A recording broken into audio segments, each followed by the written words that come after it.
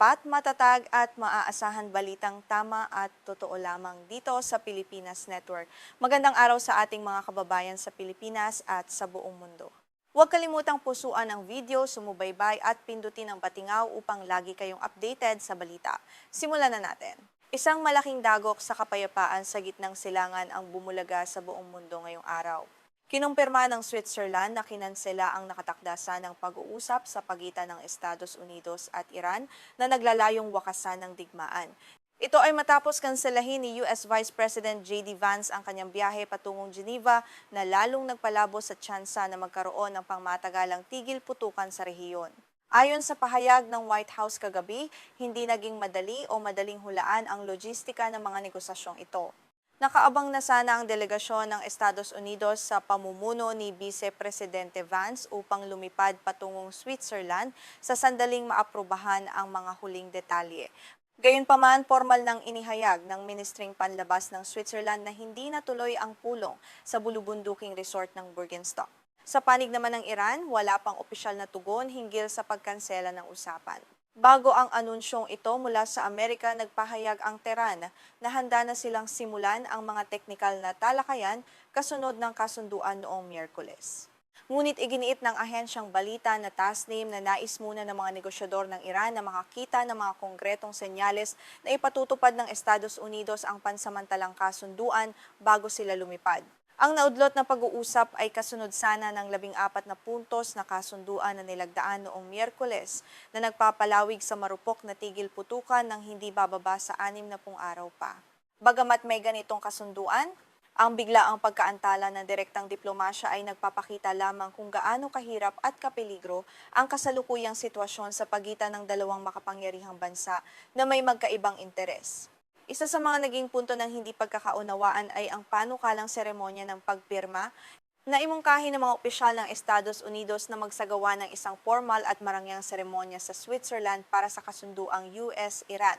Gayunpaman, kinuwestiyon ito ng Ministring Panlabas ng Iran at sinabing hindi na ito kinakailangan pa dahil pareho naman ng nilagdaan ng mga pangulo ng dalawang bansa ang naturang dokumento. Matatandaang nagsimula ang madugong digmaang ito noong ika-28 ng Pebrero sa pamamagitan ng malawakang pag-atake sa himpapawid ng Estados Unidos at Israel laban sa Iran. Sa nakalipas na halos 4 na buwan, ang labanan ay kumitil na sa buhay ng hindi bababa sa 7,000 katao. Bukod sa trahedyang pantao, nagdulot din ito ng matinding krisis sa enerhiya sa buong mundo at nagpauga sa mga pandaigdigang pamilihan. Habang nagaganap ang diplomasya, ang Israel naman ay patuloy na nagdidistansya sa kasunduan ng US at Iran kung saan hindi sila kasali. Ipinagpatuloy ng militar ng Israel ang kanilang operasyon laban sa grupong Hezbollah sa Lebanon na kaalyado ng Iran. Ang patuloy na labanang ito ay naglalagay ng malaking tanong kung kakayanin nga bang mapanatili ang anumang kasunduang pangkapayapaan na nabuo sa pagitan ng Washington at Tehran. Samantala sa Washington, nahaharap sa matinding pambabatikos si Pangulong Donald Trump mula sa kanyang mga kapwa-republikano sa Kongreso.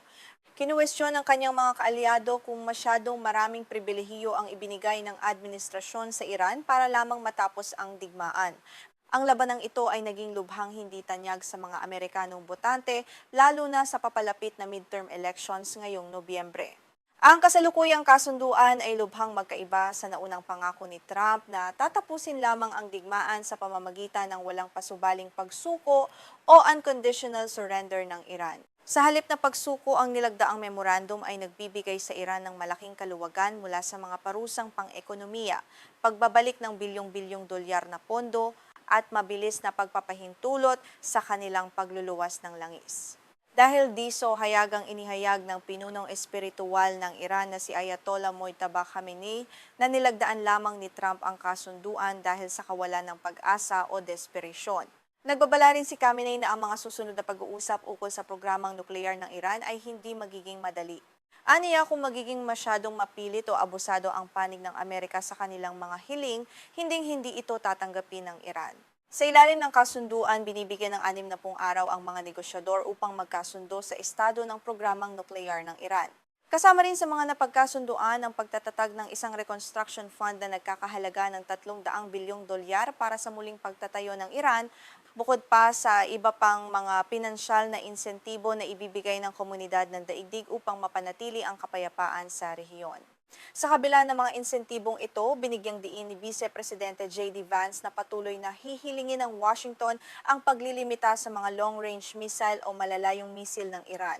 Ito ay upang matiyak na hindi na muling makakapagdulot ng banta ang Tehran sa mga kaalyado ng Amerika sa rehiyon. Ang isyong ito ng mga misil ay isa pa sa mga inaasahang magiging mitsa ng matitinding debate sa mga susunod na negosasyon.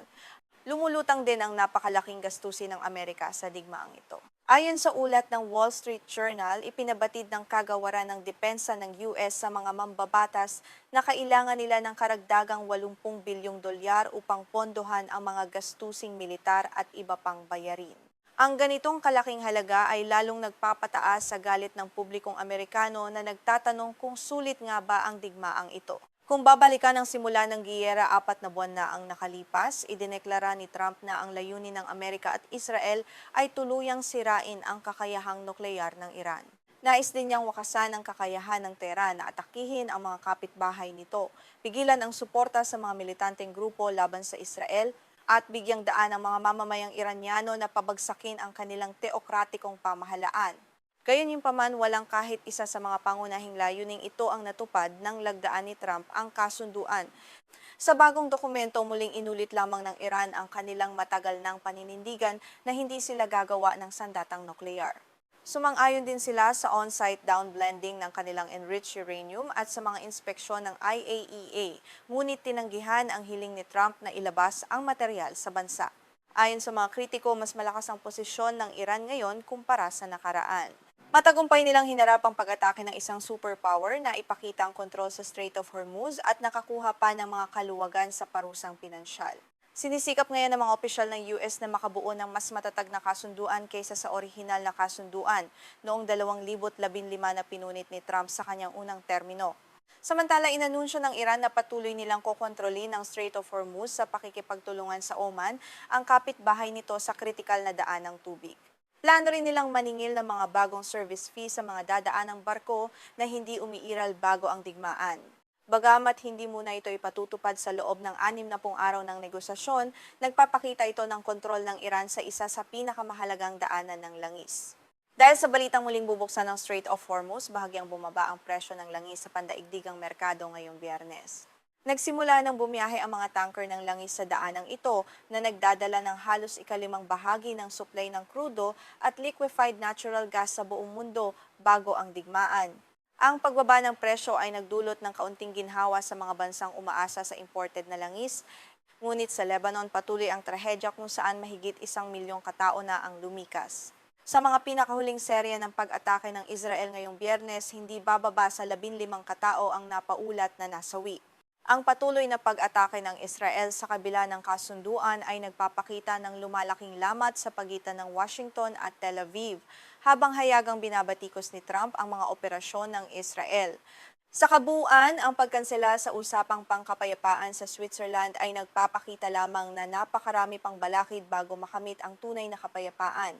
Habang ang mga lider ay nagtatalo sa mga detalye, ang mga mamamayan sa rehiyon ang patuloy na nagbabayad ng pinakamataas na halaga ng digmaan.